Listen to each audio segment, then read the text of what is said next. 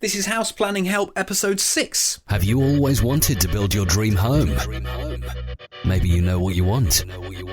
But what if it could be better? HousePlanningHelp.com. Speaking to the experts, searching for better ways, planning for the future, build a better home. HousePlanningHelp.com podcast. Hi, I'm Ben Adam Smith, and today we're asking whether you can still buy land at a good price. Ted Stevens from the National Self-Build Association is my guest, and he shares his attitude to buying land. HousePlanningHelp.com. It's great to have you here yet again. Thank you for downloading the podcast. I'm Ben, and I hope you're well if you're in the middle of your building project, or perhaps you're just starting out. Well, normally there's a little bit of an intro here, but I'm going to cut that right back today with a very good reason, because my interview overran with Ted, and there is an option that you can chop out big chunks, but I just didn't want to do that because there's so much great information in this. So we're going to jump straight into it, but you might find if you're in your early stages of thinking, I want to build my own house, that people ask you, do you have a plot of land?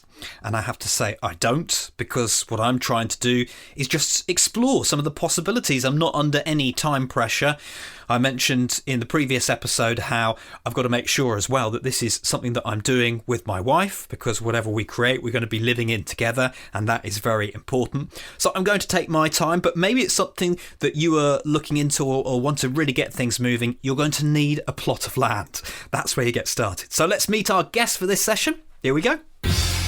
HousePlanningHelp.com. The interview. So I'm here with Ted Stevens. Hello. Hi. So first up, maybe you could give us some of your background of how you got into building, construction, and where your career path has led you. Well, I suppose it all goes back to probably my technical drawing teacher at school. We had a week where we could do anything we wanted, and he used to set us tasks to draw, engineering bits and things like that.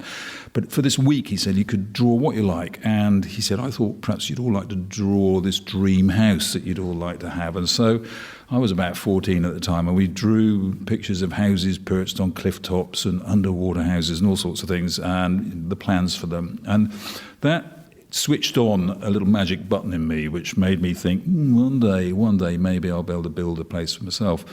I went to college for various reasons, ended up with a degree in physics, which has been absolutely no use to me whatsoever. But I ran a student newspaper when I was at university and decided that journalism perhaps had more of a future. So I ended up getting a job on an architect's magazine, so that sort of switched it on again. I then went for a while as the editor of a weekly newspaper for town planners, a magazine called Planning. And all of this was fueling this passion to one day do something about it and build a house for myself. Over the years, I've done a few houses, and then I sort of moved slightly out of journalism into marketing. I set up, much to my amazement, reasonably successful marketing company. But by the time I got to about 50, I was fed up with that. I was working crazy hours, and my fellow directors offered me a shed load of money to buy me out and send me off to an early retirement. So I took the opportunity and thought, right, it's now or never. And then I hunted around for about 4 or 5 years trying to find a good site. It's hard to find good sites. And eventually got one, built my place in 2004, 2005. Turned out pretty well, very pleased with it. By then I was semi-retired, really, and then an old publishing mate of mine rang me up and he said, I've just bought a magazine called Build It, which is one of the 3 main self-build magazines. And he says, I don't understand anything about self-build. You've built a house for yourself. Would you mind taking it on for a few months as the publisher, sort of just a temporary thing until I can hire a publisher? So madly I agreed to do this. And when I looked at the self-build industry in a wider way, because I'd only focused on my own house. When I looked at it as a whole, I realised that it was in a bit of a pickle, really. It didn't have anybody campaigning or promoting to encourage more self-build. It was just people came in, built their own home, lived in it, and forgot about it. Then the industry itself wasn't organised, wasn't trying to sort of drive itself forward. So I called a meeting of a few people and said, who were involved in the industry, like the National Self-Build Centre in Swindon and a few other people, and said, we as an industry ought to be encouraging more self-build. If you look at the big volume house builders, they've got a huge machine that lobbies on their behalf to government. we as self-builders had nothing. So we had this meeting, and of course I'd done all the talking. I ended up being elected as the bloody chairman of the National Self-Build Association. So having built my own place and thought, right, now I can retire, in the early years of NASBA, the Self-Build Association, things were fairly quiet. We lobbied the Labour government then and got in to see a few people, but they didn't really bite. And then the new government came in, and Grant Shapps, the housing minister, agreed to meet up with me, and he just bit my arm off. I couldn't believe how enthusiastic he was for self-build. And so my plans for this pottering around in the garden routine in my old age were put on the back burner, and I've been working flat out for the last 2 years, just trying to sort of make it easier for more people to build their own homes, doing a lot of work with the government and people within the industry, just to sort of try and make it easier for future generations to build a home for themselves. Do we have a lot more of an issue with self-build in the UK compared to the rest of the world? It's surprisingly different here. I didn't realise this until we did some research, but in the UK, currently about 1 in 10 homes is built via various forms of self-build. In most other developed countries, it's between a third and a half of all housing is done that way. And there's a tradition there of, it's very straightforward. You go to the edge of your town and there will be people selling plots of land, and they're as easy to buy as burgers in a burger shop. You know, they're very straightforward to buy plots of lands. They're all very readily available at reasonable prices. And there's builders and there's kit home companies advertising all the time in the local papers, and you go and choose a builder or an architect or a kit home or whatever you fancy, and you get it built, and it's as easy as falling off a log. And so that's been the situation there. Here in the UK, for various reasons, I think partly because we're slightly more populated and there's a bit less land around, and partly because we've got, and you don't find this in other European countries, we've got big national house building companies who, some of them are building 10,000 homes a year each, you know, very, very big, powerful businesses. And they're very well organised, and they've sort of filled that space. So they have their land acquisition teams who go out and sniff out all the best sites and buy land and bank it up ready for the next phase of work they're going to do. And that's made it much harder for individuals in the UK to find the land in the first place. And I would say, you know, if you wound the clock back a century ago, we would have been like the rest of Europe. It would have been the same. There would have been local builders. You'd have found a plot of land from the local farmer. The local builder would have built it for you, and it would have been the same as it is in the rest of Europe. But over the last century, it's changed radically in the UK. And for those reasons mainly, that's why it's much harder to build here, and why currently much fewer homes are built that way. The minister's really shocked when I showed him the data on this, and he said that, you know, he wanted to see much more self-build delivered in the UK, build it up from 10% to 20% or hopefully even more. And the reason he's keen on that is because it makes the supply of housing more diverse. It means you aren't just relying on one source of delivery for new housing. If you've got people empowered to do it themselves, and lots of them being encouraged to do it, then, you know, that can bring 20, 30, 40,000 new homes a year perhaps onto the market. If you rely just on the big volume house builders who've got shareholders to satisfy and profits to make, their agenda might not be the same. And if they decide they're going to batten down the hatches for a while, no housing's built, or very little housing perhaps is built, you know, then the supply of housing generally to the sector, there's over 100,000 new families being created every year. If you're not delivering those homes for them, then, you know, it gets very tight for everybody. So he's keen on it because it makes the sector more diverse. While you were saying that, I suddenly thought to myself, these bigger companies who obviously have a large sector of the market here in the UK and not so much in other countries, do they build to the same standard and with the same love as a self-build? Are self-builds better? I suppose that's what I'm asking. Certainly, I think they don't probably have as much love for the house they're building. I mean, self-builders, it's not just love, it's blood, sweat and tears as well. You put a lot into it. The thing is, you get more out of it at the end of the day. You know, I mean, a statistic which I always find really impressive is that the average person moves, when they buy a house, they move every 6 years. So if you buy a new house from Barratt's, on average, you'll sell it and move on to another one 6 years later. The average self-builder moves every 25 years. Often that's when the funeral director comes to cart you out in a box, because most self-builders at the moment are in their 50s, 40s, 50s, 60s. That's where most self-builders are in their lifespan. And what you do if you build your own home is you build something that is absolutely spot on for you and for what you want. And so why would you move? And so they stay there a long time, partly because it's blood, sweat and tears has gone into it, partly because it's just what they want, and they can't find that in the open market. What do you need to be a self-builder? Is it always about you doing all the work, or is it that actually a very small fraction of the time? The word self-builder is a bit of a misnomer, really. Only about 15% of people stick one brick on top of another and do the hard graft in terms of physically building a building. The other 85% do it in various different ways. Some hire a kit home company to build a kit, and they might have to organise the concrete slab that the kit's built on, but that's all they do. Others get an architect and a builder in to do it for them. Others hire bricklayers, plumbers, electricians, and they project manage all of those guys and deliver it that way. Sometimes people do a bit of the work themselves, so if they're, they might have some connection with the construction industry themselves. So if they're an electrician, they'll hire other people and do the electrical work themselves. Quite often self-builders will do the decorating to save a few quid and do the landscaping work themselves. But really these days the government's using a phrase, they call it custom-built homes. And at first I thought, we've been living with the word self-build for 25 years and it's reasonably well understood.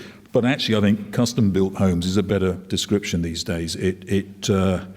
What you're doing is commissioning or procuring a home custom built for you. It doesn't imply that you are self-building it yourself. So I quite like the custom build homes tag these days, and I think it's a better description. You said, what are the qualities you need? Knowledge is a pretty handy one. I think an awful lot of self-builders don't build up enough knowledge before they start. Kevin MacLeod, the guy who presents Grand Designs, puts it really brilliantly. He says, spend 3 years building up your knowledge and understanding of what you're going to do and working out the exact plan and the spaces you want on the site, which hopefully you'll have bought by then. And really put 3 years hard graft into it, and then it'll be built in 6 to 9 months and nothing will go wrong. If you spend 3 months planning it, it might take 3 years and cost twice as much, So preparation is everything, knowledge is everything. So building up your understanding, and it means going to see lots of other self-build projects. It means going to all the exhibitions and reading the magazines and doing lots of research on the internet and picking the brains of people. The best people to get advice from is people who've done it. And don't be afraid to go to a building site which looks like it might be a self-build project and chat to the people on it, and ask them if you can show them around, and you'll get more knowledge from that than anything else. Looking at land for a moment, because I know that you've had some involvement here in the UK. If you're listening in the rest of the world, I guess it depends what you can take from this. But is there a common thread, if you're building your house, wherever it might be in the world, how you go about getting land? Okay, getting land is undoubtedly, certainly in the UK, undoubtedly the toughest challenge. It's very, very difficult to get. You need real determination and sort of some detective-like skills, really, to pull it off. It's pretty easy to subscribe to one of the websites which list all the plots of land that are available. There's over 100,000 people in the UK alone pay money every year to get the details of the plots, the few plots of land that are available. The trouble is, because there's more people after those plots than there are plots, then it's a race, and whoever pays the most gets the prize in the end of the day. You'll see plots occasionally advertised in local papers. You can go and speak to estate agents and they may be able to identify plots for you. But I don't think that's where you find the bargain plots or the brilliant plots. I mean, when I searched for my place, I went to see over 100 plots over a 2 to 3 year period.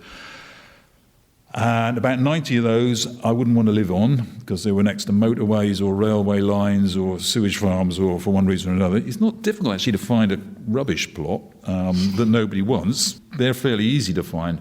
A challenging plot.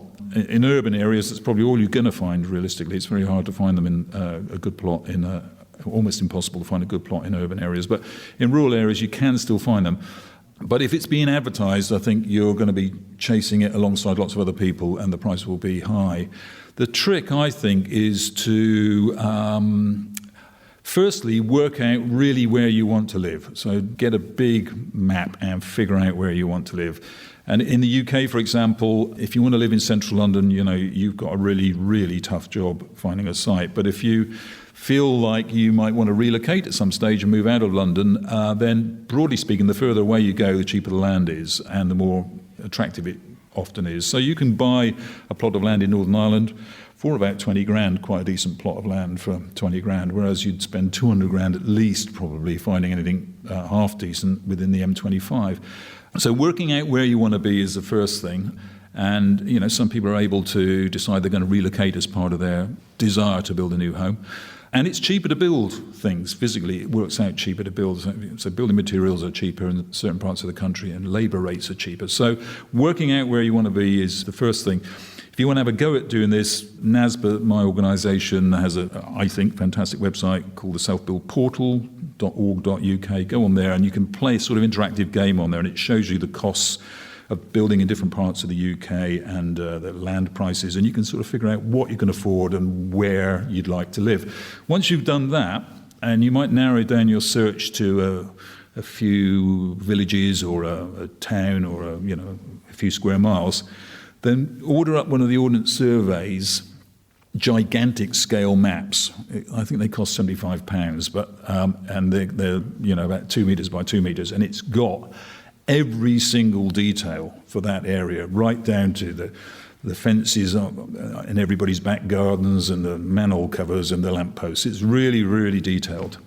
And start walking the streets with that plan and figuring out where there might be a bit of land at the back of somebody's house that perhaps they don't realise the potential for.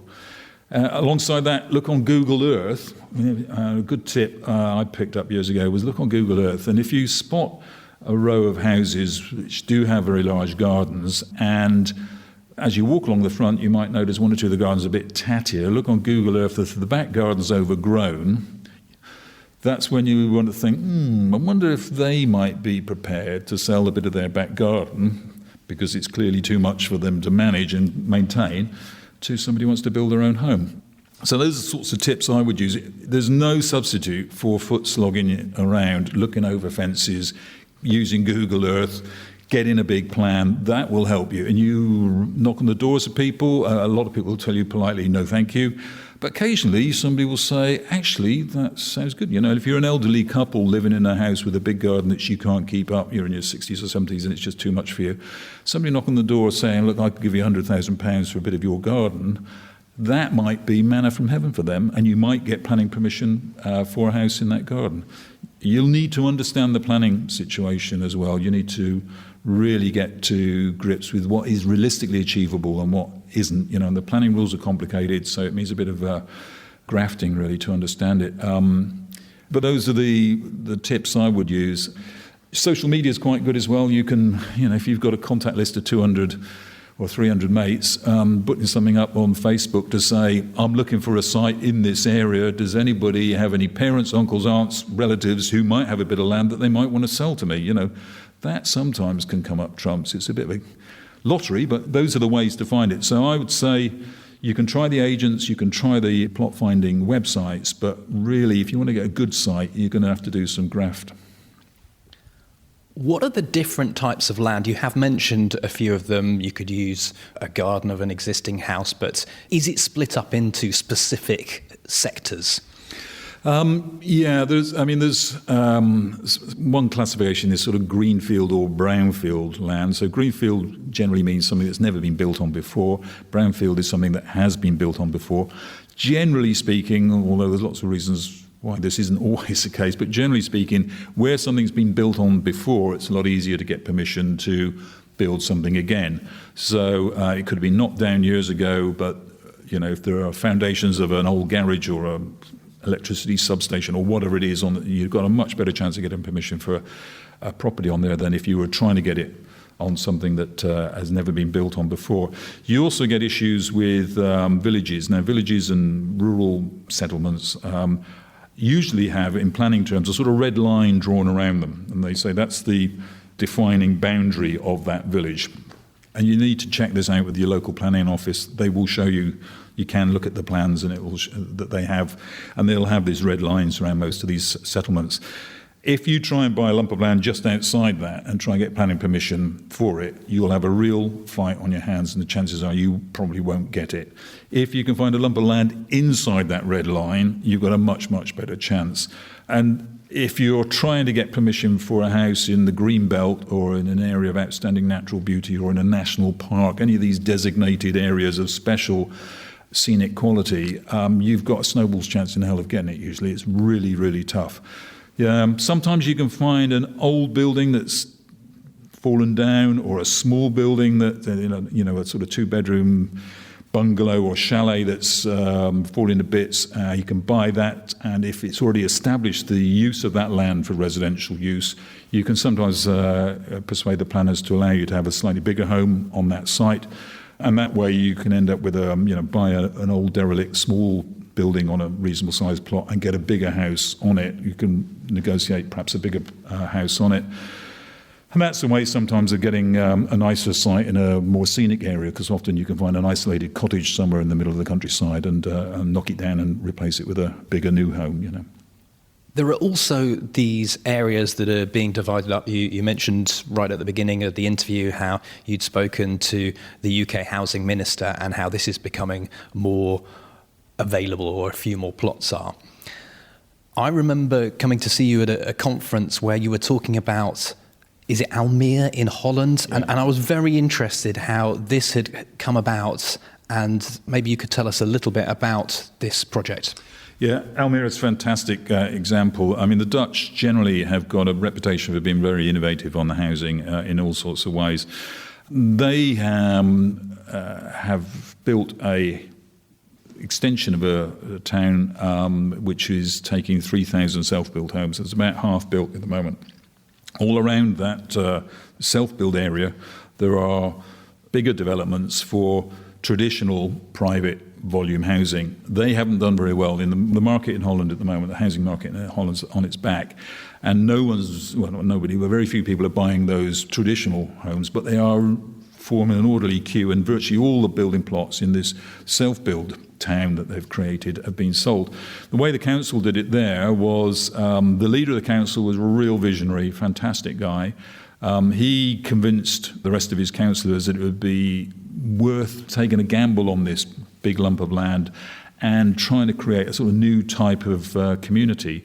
And they thought about it long and hard. They hired in a fantastic master planner, a woman called Jacqueline Terlinger, a brilliant woman.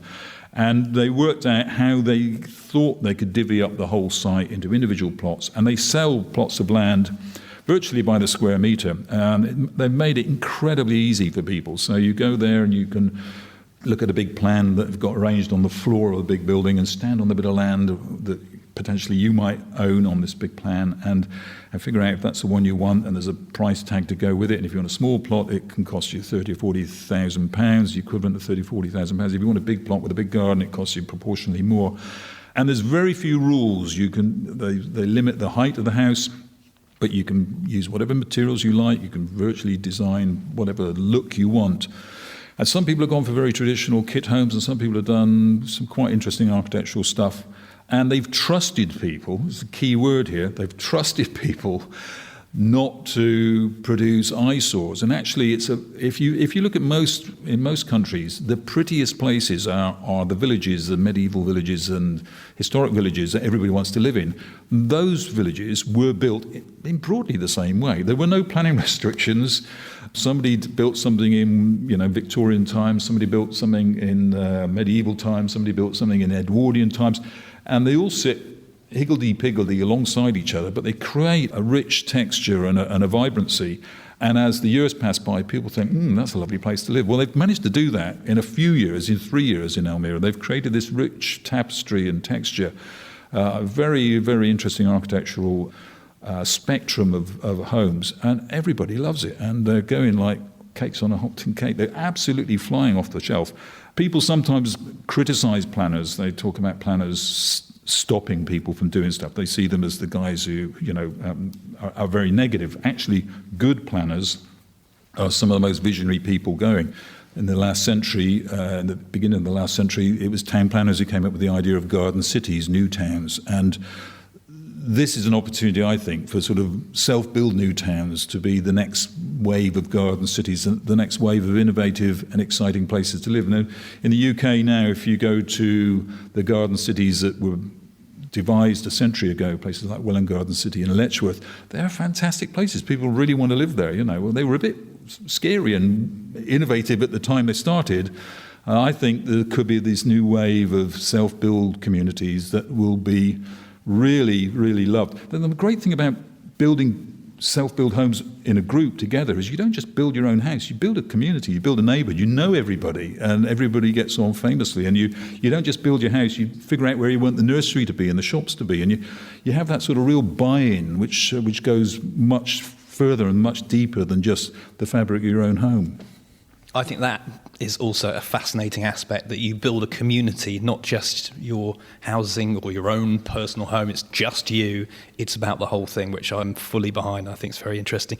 One other point that I know, I seem to remember a story how you were saying maybe it was the amount of time it takes to process some of the planning. Oh, yeah. I mean, it's amazing. In the UK, it takes usually at least 8 weeks, often a bit more than that, to get a planning application approved, and then you have to also get building regulations approval. So it can take weeks, months, 3-6 months sometimes. And when we went to see Elmira, there was a question from one of the British self-builders saying, well, how long does it take to get planning permission here? And the alderman from the town said, well, in the early days, we had complaints from people because it took between 3 and 6 months, and clearly people were keen to get on with their projects, and they found this very frustrating. So he said, I called a meeting of the planning people and the building regulations people, and we sat down to think about how we could improve the process and make it shorter. And now, he said, now we can do it in 3.5 days. And the British people in the room almost fainted at that point. There was an audible thud as their jaws hit the floor. But it proves you can do it. And I think if I don't think it's beyond the wits of man for anyone anywhere to say if you do the thinking early on, then later on you can speed things through much quicker. And I think in a situation like Elmira, if there was another new community like that built anywhere in the world, then if you've done your thinking up front, then you should be able to prove things very quickly later on. We're running out of time, so I think I'll just finish it on something slightly different. You've built your own house. I know you've done lots of renovations. Maybe you could just come up with 3 great tips for anyone going into this that might help them along the way. Well, first off, I think knowledge. You must hone up on it. There's lots of regulations you do need to understand. There's lots of things about budgets, which I think people don't really work out enough. So you do need to read up on it. There are really good books from people who have been through this thing. Read them from cover to cover and then reread them. And there's no substitute for going out and seeing real self-build projects and building your knowledge from that. That's the first thing. Second thing is don't expect it to happen overnight. I would say it was physically and mentally the most exhausting thing I've ever done, building my own house. And I didn't physically build it. I had a builder to do most of the building work. But the builder would ring me up at 10 o'clock at night and say, what door handles are you using? And I'd go, oh, God, I haven't thought about door handles. And you're then up from 10 o'clock to 2 in the morning searching every internet site for doorknobs. And you discover some cost 70 quid and some cost 7. And you have to try and make a decision between 10 p.m. and 2 a.m. as to which doorknobs you're going to do. And you meet the guy at 7 the next morning and say, I've chosen these. And it's like that.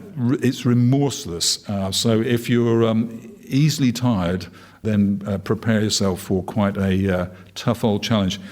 The third top tip would be, land is absolutely fundamental to this. So be a detective, be determined and innovative and clever, because if you've got endless pots of money, you can buy yourself a very nice plot of land for £500,000. If you're clever, you might be able to buy that plot of land for £100,000. That's where the big financial saving comes. If you can buy your land cleverly, you will save yourself an awful lot of money. And that's money then that perhaps you can spend on making the house a bit bigger and a bit more lavish. So put the effort into getting a good site, do your homework, and be prepared for a long, hard slog. Ted, thank you very much. Some great content here, and we'll try and absorb it all. Thank you for your time. You're welcome, mate. Another industry expert on houseplanninghelp.com. Some fantastic information there. We'll do as we always do and put the show notes on the website so you can check up all the links and resources that Ted mentioned. It'd be really interesting as well to hear your experience of buying land, whether here in the UK or somewhere else in the world. I know on this podcast perhaps I haven't done too well about going around the world, but it does interest me, different attitudes, different ways of doing things, perhaps finding the best route. So feel free to get in touch, and we have a comments section at the bottom of the show notes for episode 6. Go there and leave your experience. We'd love to have your comments. Also, I mentioned last time how I was fortunate enough to cycle between eco homes, and I've done a little bit of a write-up. If you've got a few moments and you want to see what I learnt, then houseplanninghelp.com/bike is where you can read that. And in our recent survey, you were saying to me that you wanted to hear from more people who had commissioned their own eco-build projects. They weren't necessarily building it themselves, but they were the clients. So that's what we're doing next time on the podcast. We speak to someone who has really impressed me by how much he's built up his knowledge. We chat to Tahir Sharif and get his experience. So take care, and I'll catch up with you then. You've been listening to Ben Adam Smith on the path to build a better home. Sign up now to the free email newsletter. Head to houseplanninghelp.com.